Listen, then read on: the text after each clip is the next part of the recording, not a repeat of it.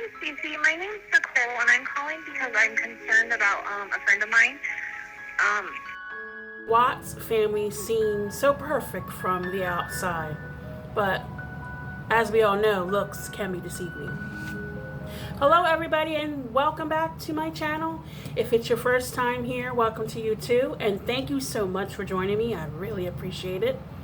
I'm going to be talking to you today about the Chris Watts case. Their story begins in 2010 when Chris Watts sends a Facebook friend request to Shannon Watts. And she accepts the request because she's thinking, well, I'm never going to meet him, so why not? They begin talking on Facebook, and eventually they meet in person, and they begin dating. They are the perfect couple. They are so in love. And then they make their love official on November 3rd, 2012, where they get married in Charlotte, North Carolina. Now, eventually, I'm not sure when, they moved to Colorado. So they moved there together. Their first daughter, Bella, is born. Bella Marie Watts. She was born on December 7th, 2013. Shannon was so happy to be a mother. She felt so blessed, and she thanked God every day for this blessing. Their second daughter, Celeste Catherine Watts, was born. She was born on July 17th, 2015, and they nicknamed her Cece. Shannon adored her, and she just loved so much being a mom. And she was even more determined at this point in her life to stay healthy, because she had been battling lupus. So she just wanted to make sure that she was healthy for her daughters and just be a good mom to them. So Shannon, she loved to post on social media, Facebook, YouTube. She talked about her Thrive business and, of course, her family life.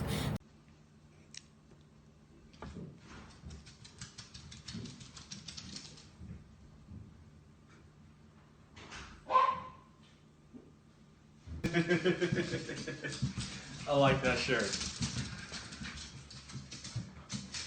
Really? Really? That's awesome.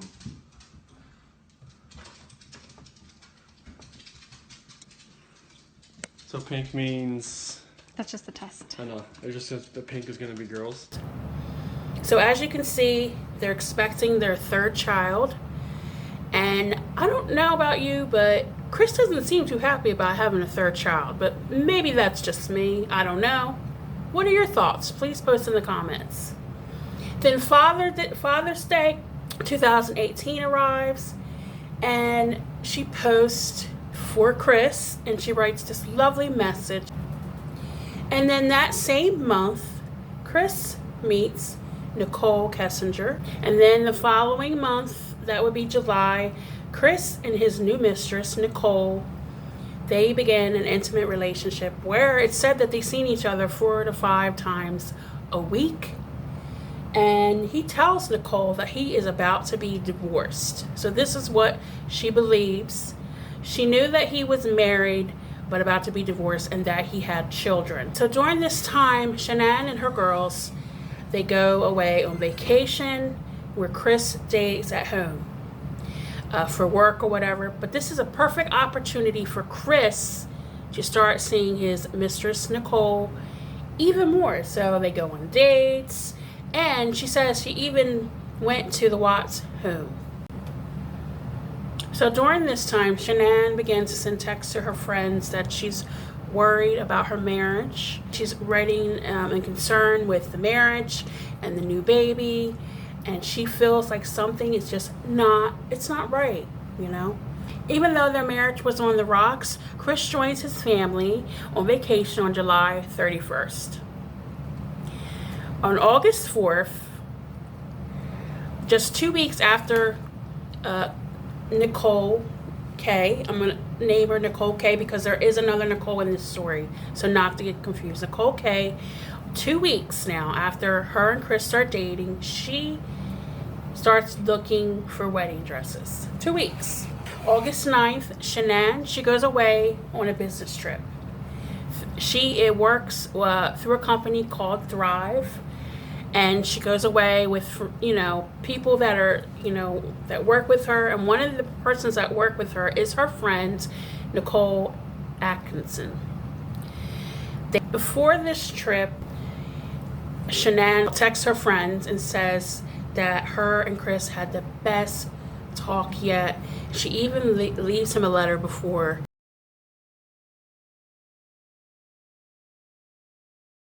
So during Shannon's business trip, Chris hires a babysitter on August 11th, 2018, so he can go hang out with coworkers at a baseball game. In fact, it was later on the truth was told, and that he was actually out with his mistress, Nicole. August 13th, 2018, at 1:48 a.m., Shannon arrives home from her business trip. So this is Shannon arriving home from the airport, and that is her friend Nicole A, who is in the white car, and she waits for Shannon to get inside first before she leaves. And this video is going to loop again so you can see it again.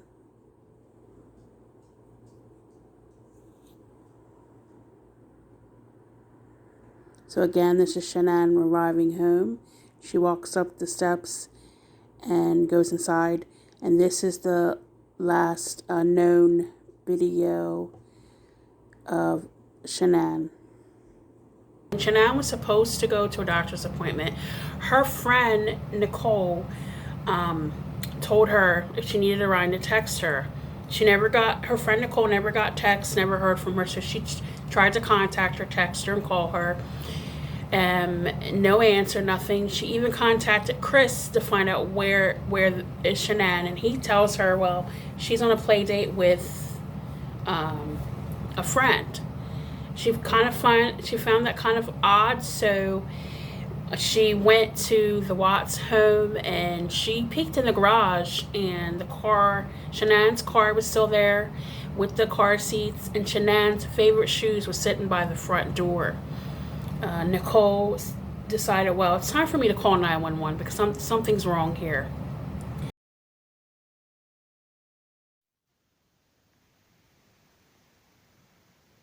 County Communications, this is Stacy.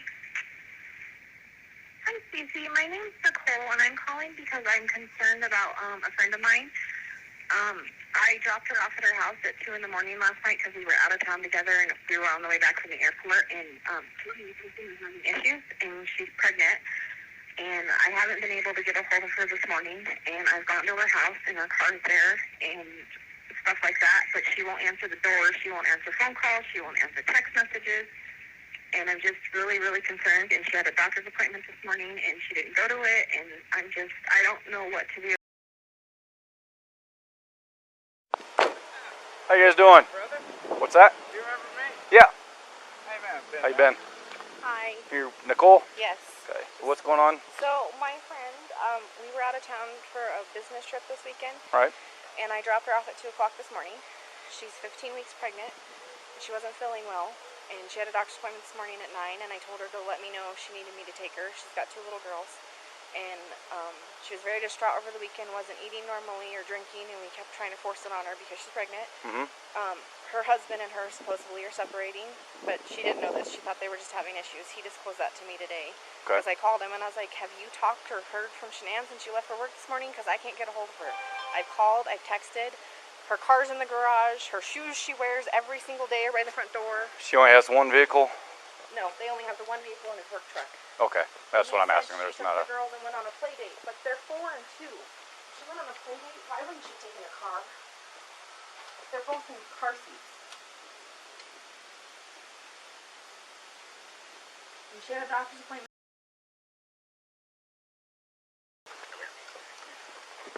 Scott, how you doing? How's it going? So this is the only vehicle she would have? Only one that, yeah. She would drive? Okay.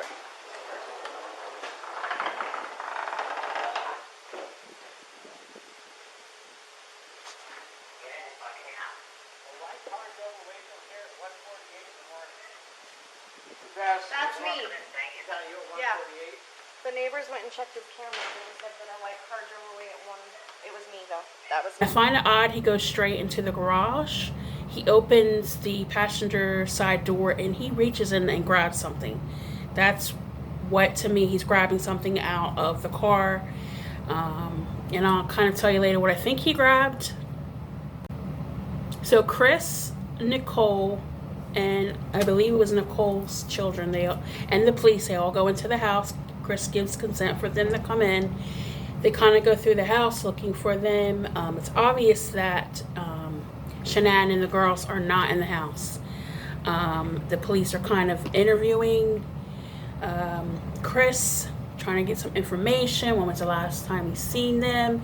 He says that they kind of got into an argument that morning about separation and selling the house. But then he said he kissed Shannon and he went to work. Her phone is found. It's at the house, which is strange. I know I don't leave the house without my phone. Chris has to get the password from Nicole because he doesn't know the password. And anyway, he opens up the phone and there's no call or text from anybody. Her friend is really concerned because she was a little bit sick on the business trip. They kind of had to force her to eat. You have to remember she's pregnant at this time. So she's very concerned, but not Chris. He doesn't seem very concerned. And they ask him, is there a video? Because he has, a camera in his house. They ask him, is there a video of them leaving the house? He said, no, there's nothing there. Very strange. And then Chris comes out of the room and he has Shannon's wedding ring in his hand. Another strange thing. Okay, very strange. And later on in the video, you can see that the neighbor says, oh, I have a video of surveillance video from my house. He also has a camera. And I'll talk about that next.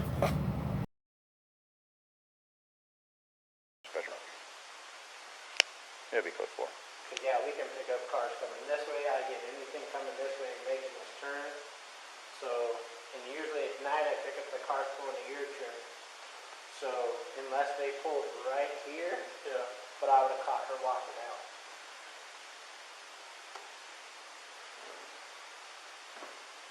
out. During that video, Chris is very nervous. He keeps looking around. He's like, what? Very nervous. And I find that strange. So not only is Shannon's phone found, but again, her ring is found. And it's just strange to me. So then August 14th, the police come back to church. When they come through, he's getting interviewed by the local police station about his lost family. There's also a video of that if you want to look up that. Again, he doesn't look that concerned, honestly, in the video, but that's just my thoughts.